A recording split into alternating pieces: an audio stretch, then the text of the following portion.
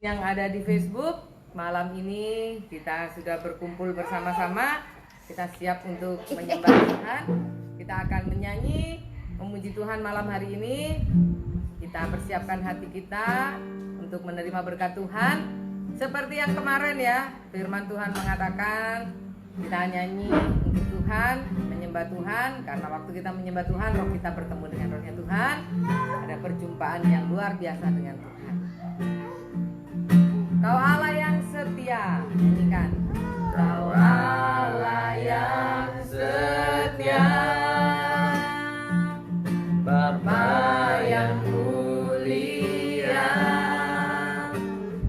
kasih-Mu besar Tuhan, Kau berikan hidupku.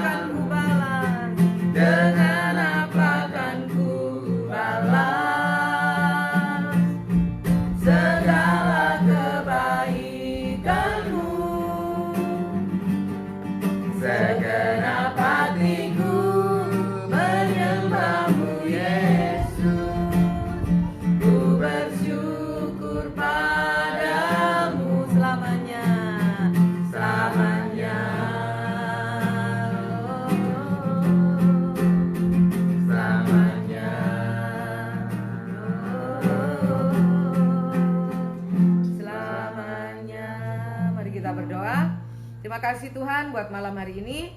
Kami senang kami bisa berkumpul bersama-sama di hadirat Tuhan bersama semua jemaatmu, semua yang bergabung malam ini, baik yang di Instagram maupun di Facebook. Kami bersatu hati untuk menaikkan doa-doa di hadapan Tuhan, dan kami mau dikuatkan, dihiburkan, diteguhkan melalui kebenaran firman Tuhan. Terima kasih Tuhan, Kau hadir di tengah-tengah kami. Kami mengucap syukur di dalam nama-Mu Tuhan Yesus Kristus. Haleluya. Amin. Puji Tuhan. Haleluya. Oke, sebelum kita dengar nanti khotbah dari Pak Gembala, kita akan nyanyi satu pujian. Tak terbatas kuasa-Mu Tuhan, karena kita tahu kuasa Tuhan tidak dibatasi oleh apapun, sekalipun itu masalah, kesulitan, atau banyak hal. Tuhan tidak pernah terbatas, janjinya ya dan amin. Tak terbatas kuasa-Mu Tuhan. Tak terbatas kuasa-Mu Tuhan, semua dapat Kau lakukan. Apa yang kelihatan mustahil bagiku, itu sangat mungkin bagimu. Tak terbatas, tak terbatas kuasa-Mu Tuhan, semua dapat Kau lakukan. Apa yang kelihatan mustahil bagiku, itu sangat mungkin bagimu. Di saat ku tak berdaya, kuasa-Mu yang sempurna. Ketika ku percaya, mujizat itu nyata.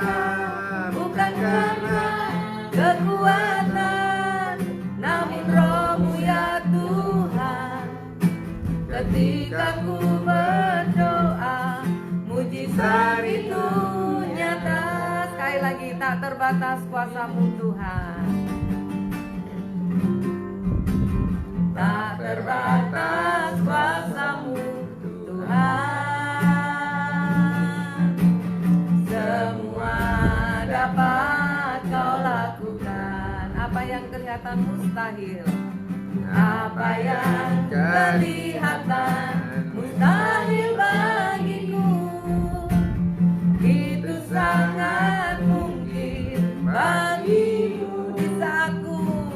Di saatku tak berdaya, kuasa-Mu yang sempurna. Ketika ku percaya, mujizat itu nyata. Bukan karena kekuatan, namun Roh-Mu ya Tuhan. Ketika ku berdoa, mujizat itu nyata. Ketika ku berdoa, mujizat itu. Sekali lagi, ketika ku berdoa, mujizat itu nyata. Haleluya, puji Tuhan. Kita akan dengar firman Tuhan dari Bapak Gembala. Silakan.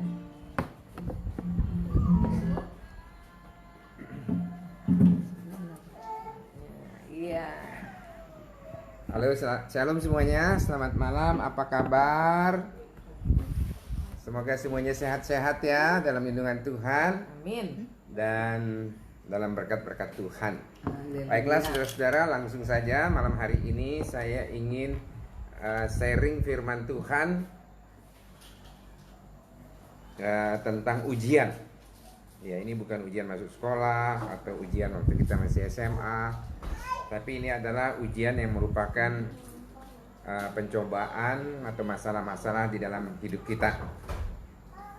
Nah, saudara-saudara, ujian bisa datang dari iblis juga.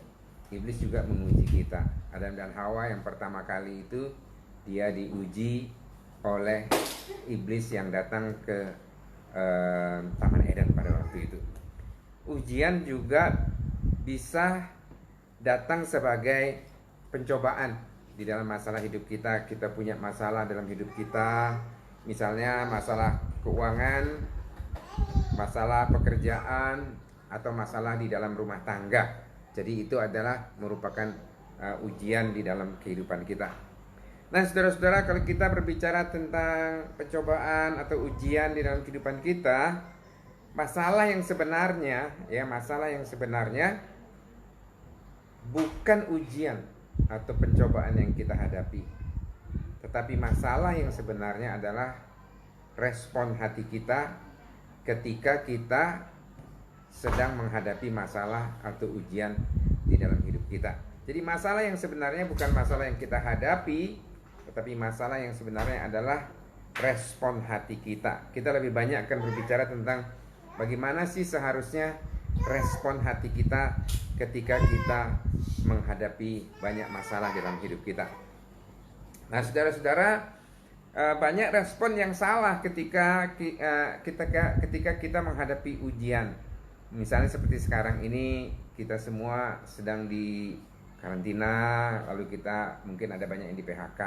Nah, banyak sekali orang yang meresponnya itu salah. Misalnya sakit hatinya.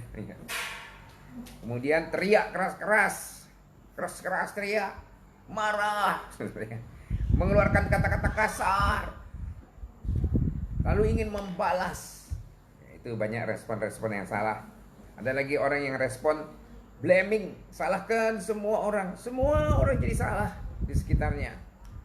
Kucing yang paling disayang pun lewat disalahkan, saudara-saudara ya, karena semua dianggap yang menjadi penyebab ya. Atau kadang-kadang suami yang tidak berpenghasilan pada bulan-bulan ini juga disalahkan, jadi suaminya juga jadi tambah stres, semuanya jadi tambah kacau balau. Bahkan ada orang yang menyalahkan Tuhan, merasa Tuhan tidak adil. Nah, kalau sudah gini lama-lama jadi depresi, terus lama-lama kepingin bunuh diri gitu ya. Nah, saudara-saudara, jika Anda merespon problem yang sedang Anda hadapi dengan cara yang salah, ketahuilah bahwa keadaan Anda tidak akan menjadi lebih baik. Kalau kita salah cara responnya, kita teriak, kita marah-marah, kita maki-maki orang, kita mau balas dendam, keadaan saudara tidak menjadi lebih baik dengan cara yang seperti itu. Keadaan Anda menjadi lebih buruk, Anda akan menjadi lebih lemah, Anda akan menjadi lebih kacau, Anda akan mengalami kegagalan, dan terus menerus saudara-saudara akan mengalami kegagalan. Nah, sekarang kita berbicara tentang respon. Bagaimana sih seharusnya kita merespon keadaan seperti ini? Keadaan sekarang mungkin sedang saudara alami. Bagaimana caranya kita merespon? Marilah kita membaca satu ayat firman Tuhan di dalam 1 Korintus pasal 10 ayat yang ke-13. Nah, ayat ini berbicara tentang ujian atau pencobaan-pencobaan yang kita hadapi. Ya, saya akan bacakan firman Tuhan, begini bunyinya. Pencobaan-pencobaan yang kamu alami ialah pencobaan-pencobaan biasa yang tidak melebihi kekuatan manusia.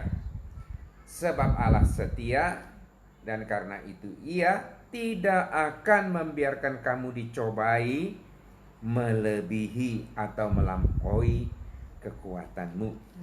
Pada waktu kamu dicobai, Ia akan memberikan jalan keluar sehingga kamu dapat menanggungnya. Saudara perhatikan bahwa ayat ini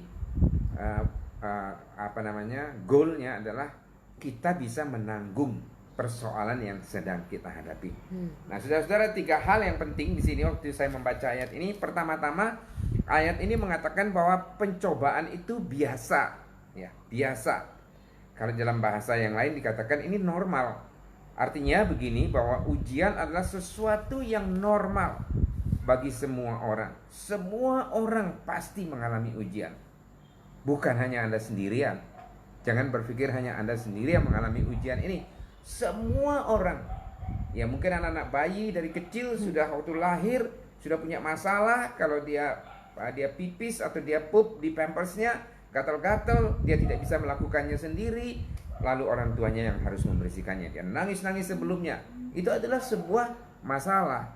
Jadi artinya bahwa semua orang menghadapi masalah. Dan kalau kita membaca di dalam Alkitab, misalnya di dalam kitab Yakobus misalnya menjelaskan bahwa ujian itu sebetulnya baik. Pencobaan-pencobaan yang kita alami itu sebetulnya baik buat kita. Gitu ya. Supaya apa? Supaya kita akhirnya menjadi semakin kuat. Kita menjadi orang yang semakin kuat dan kita menjadi orang yang tahan uji. Ya, coba saudara-saudara bilang tahan uji. Sama-sama 1 2 3. Tahan uji. Sama-sama bilang kuat. 1 2 3. Kuat. Bilang tahan uji. Tahan uji. Saya kuat. Saya kuat. Saya tahan uji. Saya tahan uji. Amin. Mari kita berikan tepuk tangan dulu buat Tuhan. Jadi sekarang kalau saudara-saudara mengalami ujian yang berat, maka respon saudara yang pertama harusnya adalah saudara menerima keadaan ini. Harus menerima, harus bisa menerima. Kalau saudara tidak bisa menerima, maka saudara tidak akan bisa menyelesaikan masalah. Misalnya ada orang mengatakan begini, orang tua saya saja tidak pernah maki-maki saya, orang tua saja tidak pernah menghina saya, kamu menghina saya. Ya, saudara tidak bisa menerima. Orang menghina saudara, orang maki saudara, saudara tidak bisa terima. Selama saudara tidak bisa menerima, maka saudara tidak akan mempunyai jalan keluar untuk mengatasi masalah saudara.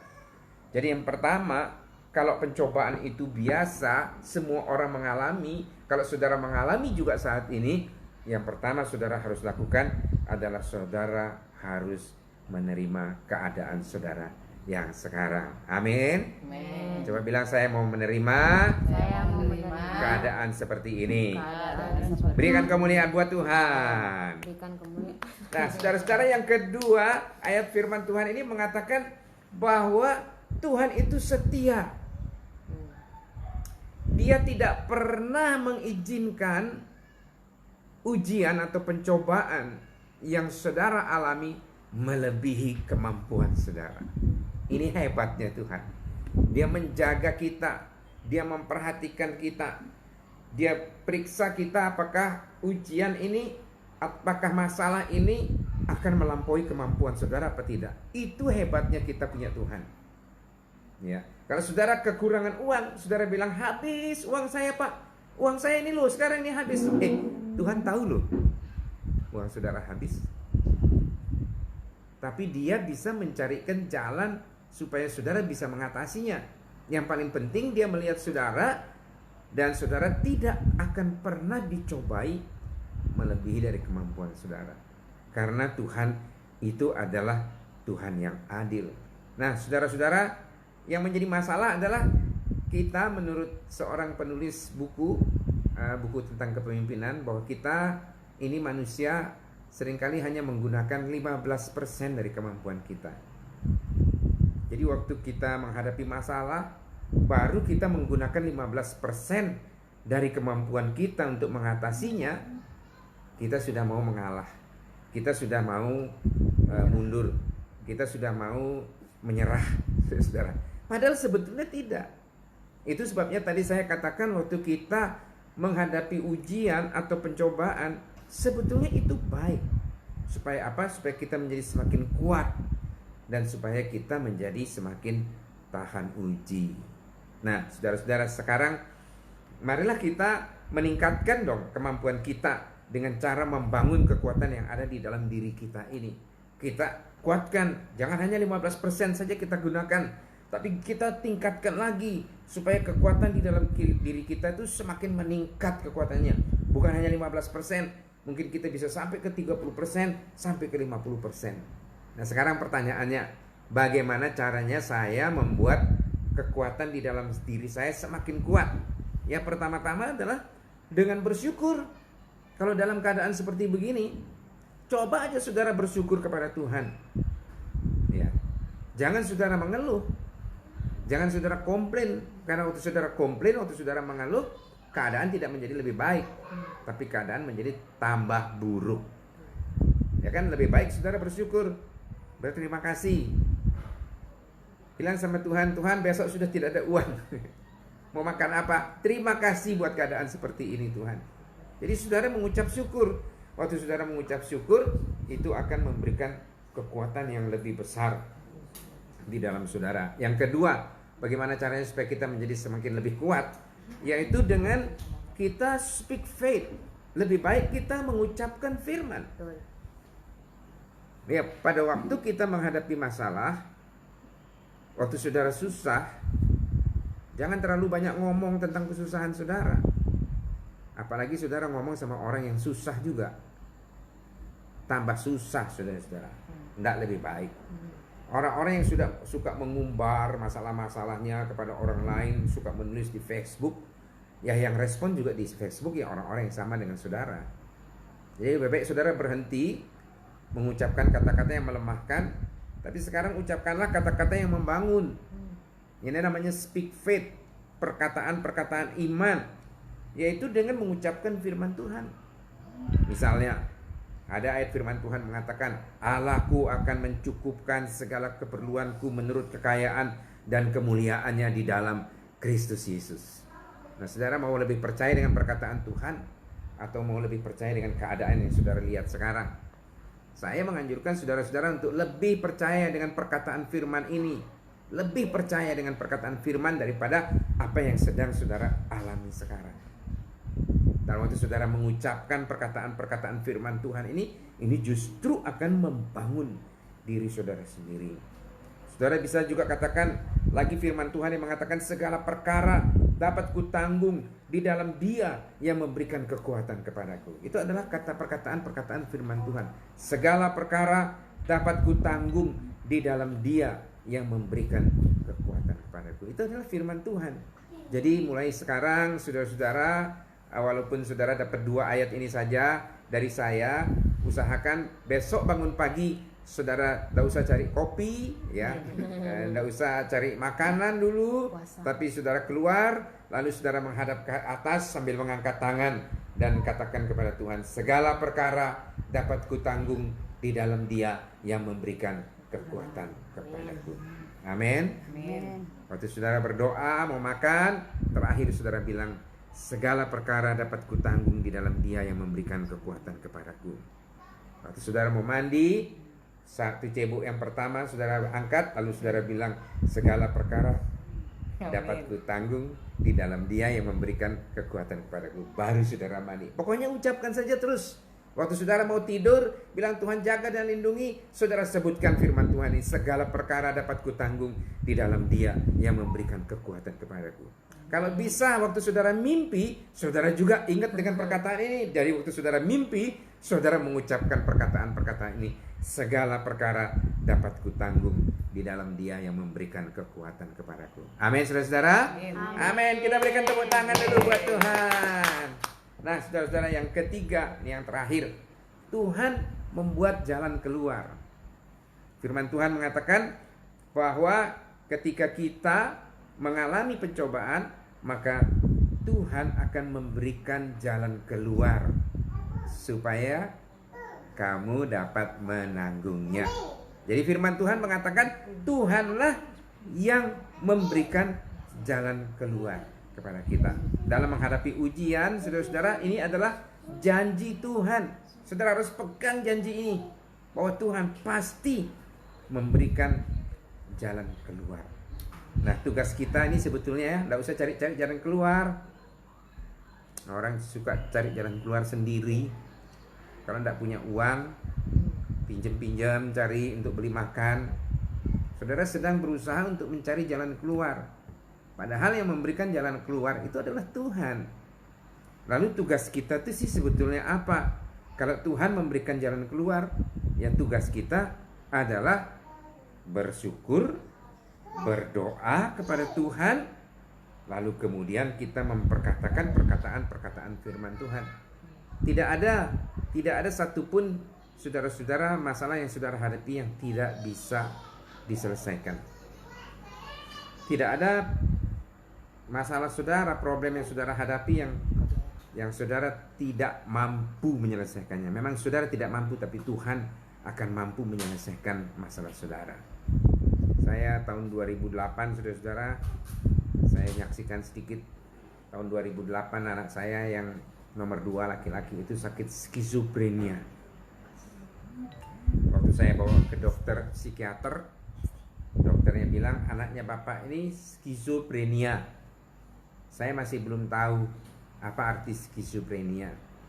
Lalu dokternya bilang itu artinya jiwa yang pecah. Saya masih tidak mengerti apa maksudnya jiwa yang pecah. Apa maksudnya dokter?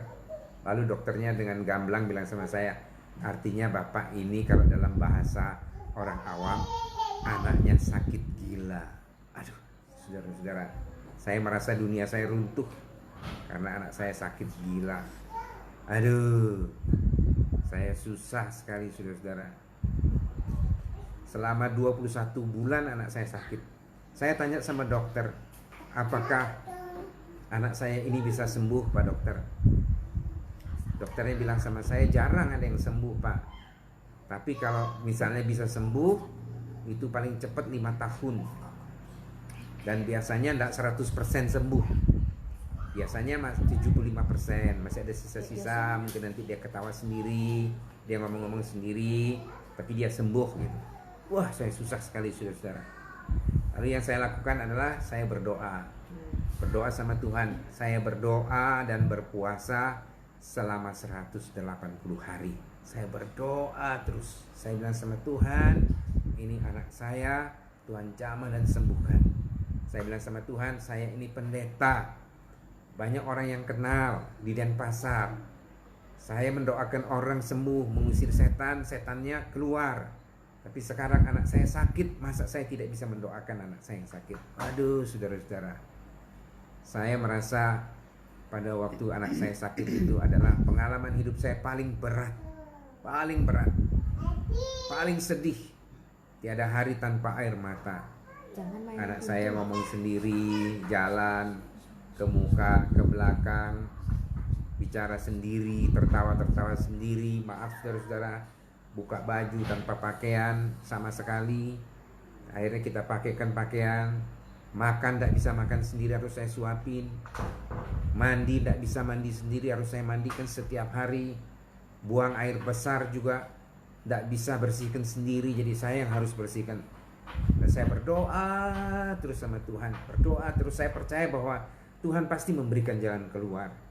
Nah saudara-saudara, kira-kira 4 bulan sebelum anak saya sembuh, Tuhan berbicara di telinga saya, di telinga bukan di hati ya, di telinga saya dengan jelas saya mendengar Tuhan berbicara kepada saya. Dan Tuhan mengatakan kepada saya, anakmu sudah saya sembuhkan. Saudara-saudara, waktu saya mendengar Tuhan mengatakan anakmu sudah saya sembuhkan, saya merubah doa saya. Saya tidak lagi bilang sama Tuhan, jamah dan sembuhkan anak saya. Tapi saya bilang sama Tuhan, terima kasih Tuhan sudah sembuhkan anak saya. Saya lebih percaya dengan perkataan Tuhan daripada apa yang saya lihat. Selama 4 bulan itu anak saya belum sembuh, tapi Tuhan sudah mengatakan saya sudah sembuhkan anakmu. Jadi saya lebih percaya dengan perkataan Tuhan daripada apa yang saya lihat. Saya doakan terus anak saya dengan mengucap syukur kepada Tuhan bahwa Tuhan sudah sembuhkan anak saya. Saya speak faith saudara-saudara ya. Satu kali anak saya keluar dari kamar, lalu dia menyapa saya, "Papi, aku sudah sembuh." Saya terkejut saudara. Sudah 21 bulan itu anak saya sakit. Tak sampai 5 tahun. 21 bulan. Anak saya keluar dari kamar, dia bilang, "Papi, saya sudah sembuh." Saya jadi terkejut. Jadi saya tanya sama dia, "Kok kamu tahu bahwa kamu sudah sembuh?" Lalu anak saya bilang sama saya, "Tadi malam Tuhan Yesus datang kepada saya dan mengatakan, kamu sudah saya sembuhkan. Jangan minum obat lagi karena kamu sudah saya sembuhkan." Saudara-saudara, saya bersyukur sama Tuhan karena Tuhan sudah menyembuhkan anak saya. Mulai saat itu anak saya sembuh sampai sekarang. Dan waktu anak saya sembuh, dia minta sekolah Alkitab. Saya sekolahkan di Sati. Sampai selesai dia sekolah di Sati. Kemudian dia minta sekolah ke Hillsong di Australia. Saya sekolahkan dia di Hillsong di Australia. Dan anak saya sekarang sudah jadi pendeta. Dan sudah menjadi pendeta, nanti pasti akan menggantikan saya sebagai gembala sidang. Dan dia pasti lebih berhasil daripada saya, saudara-saudara. Pengalamannya sangat bagus. Tuhan sudah sembuhkan dia. Dan saudara-saudara, anak saya disembuhkan oleh Tuhan lebih dari 100%. Dokter bilang mungkin 5 tahun baru bisa cepat sembuhnya, baru bisa sembuh 5 tahun. Tapi 21 bulan anak saya sudah sembuh. Dokter bilang anakmu ini kalau sembuh paling 75%. Tapi waktu saya lihat anak saya dia sembuh lebih dari 100%. Karena dia menjadi lebih baik daripada sebelumnya. Saya bawa anak saya ke dokter psikiater itu dan saya ketemukan anak saya. Dokter itu bukan orang Kristen. Tapi kemudian dokter itu bilang, ini tangan Tuhan Pak. Ini tangan Tuhan ini. Yang menyembuhkan ini Tuhan. Yang menyembuhkan anak Bapak ini tangan Tuhan. Bukan saya. Terus terang Pak, saya masih coba terus obatnya. Mana yang cocok buat anaknya Bapak. Tapi saya masih belum tahu obat yang pas. Tapi Tuhan sudah sembuhkan. Ini kesembuhan dari Tuhan. Tangan Tuhan yang menyembuhkan. Dia bilang begitu, saudara-saudara. Saya bersyukur sama Tuhan. Begitu berat sekali waktu itu, saudara-saudara. Berat sekali. Hidup saya menjadi sangat berat pada waktu itu. Tetapi Tuhan selalu memberikan jalan keluar, saudara-saudara. Sehingga akhirnya saya sekarang juga bisa menanggungnya. Saya percaya, saudara-saudara, tidak ada masalah kita yang terlalu berat. Tidak ada masalah kita yang terlalu besar sehingga kita tidak sanggup untuk mengatasinya. Karena Tuhan berjanji Dia tidak akan memberikan pencobaan melebihi dari kekuatan saudara. Dan apabila saudara dicobai, Dia pasti akan memberikan jalan keluar kepada saudara. Percayalah bahwa Tuhan pasti akan memberikan jalan keluar. Amin. Amin. Sekarang 3 hal yang saudara harus lakukan. Pertama, terima kenyataan. Kedua, bersyukur. Ketiga, bertahan sampai Tuhan memberikan jalan keluar kepada saudara. Amin. Sekali lagi, pertama, terima kenyataan. Yang kedua, bersyukurlah terus-terus. Dan yang ketiga, bertahan sampai Tuhan memberikan jalan keluar kepada kita semua. Amin. Tuhan memberkati kita. Mari kita berikan tepuk tangan. Sekarang saya akan mendoakan saudara-saudara. Kalau ada yang ingin didoakan, dan kita juga akan berdoa buat negara dan bangsa kita. Kita menaikkan pujian Saat Ku Tak Melihat Jalan. Saat ku tak melihat jalanmu, saat ku tak mengerti rencanamu, namun tetap ku pegang janjimu. Pengharapanku hanya padamu. Hatiku percaya, hatiku percaya,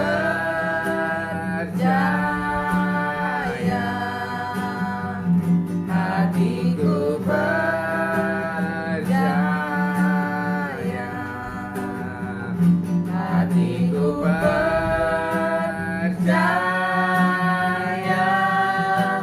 selalu ku percaya.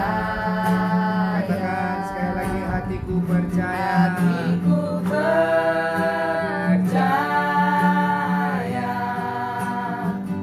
hatiku percaya, hatiku percaya, selalu ku percaya.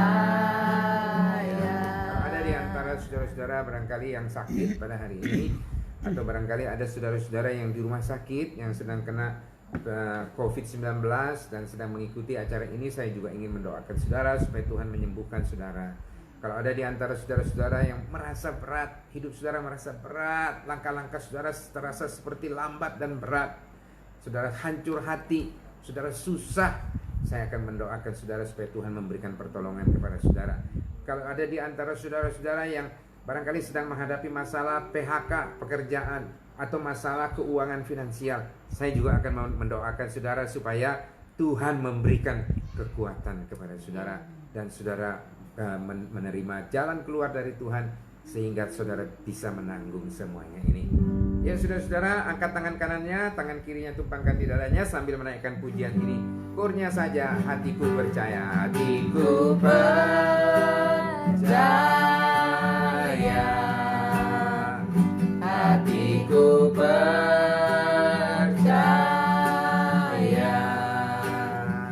hatiku percaya,